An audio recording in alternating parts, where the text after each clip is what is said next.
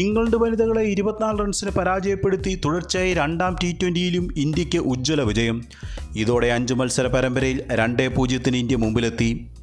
India നേടിയ 181-4 എന്ന score പിന്തുടർന്ന ഇംഗ്ലണ്ട് 157-7 എന്ന നിലയിൽ കീഴടങ്ങിയായിരുന്നു.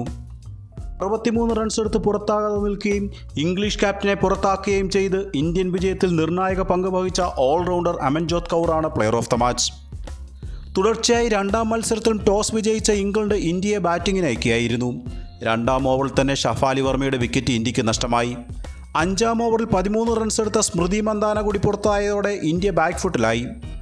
6-ാം ഓവർ ആദ്യ പന്തിൽ ക്യാപ്റ്റൻ ഹർമൻപ്രീത് 1 റൺ മാത്രമെടുത്ത് മടങ്ങിയത് ഇന്ത്യക്ക് കനത്ത നിരാശയാണ് സമ്മാനിച്ചത്. എന്നാൽ 4-ാം വിക്കറ്റിൽ ജമീമ അമൻജോസ് സഖ്യം ഒത്തുചേർന്നതോടെ ഇന്ത്യ ട്രാക്കിലായി. 33 പന്തിൽ നിന്നാണ് ജമീമ അർദ്ധ സെഞ്ചുറി പൂർത്തിയാക്കിയത്. പിന്നീട് 15-ാം ഓവറിൽ ജമീമ പുറത്താകുമ്പോൾ ഇന്ത്യൻ സ്കോർ 124-ലെത്തിയിരുന്നു. 41 പന്തിൽ 9 ഫോറും 1 സിക്സും ഉൾപ്പെടെ 63 റൺസായിരുന്നു ജമീമ നേടിയത്. പിന്നീടെത്തിയ റിച്ചാഘോഷമൊത്ത് അമൻജോത് സ്കോറിംഗ് അതിവേഗത്തിലാക്കി.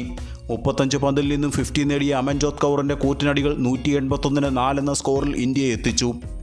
ഇന്ത്യൻ ഇന്നിംഗ്സ് അവസാനിക്കുമ്പോൾ 40 പന്തിൽ 9 ഫോർ ഉൾപ്പെടെ 63 റൺസുമായി അമൻജോതും 20 പന്തിൽ 6 ഫോർ ഉൾപ്പെടെ 32 റൺസുമായി റിച്ചാഘോഷും പുറത്താകാതെ നിൽക്കുകയായിരുന്നു.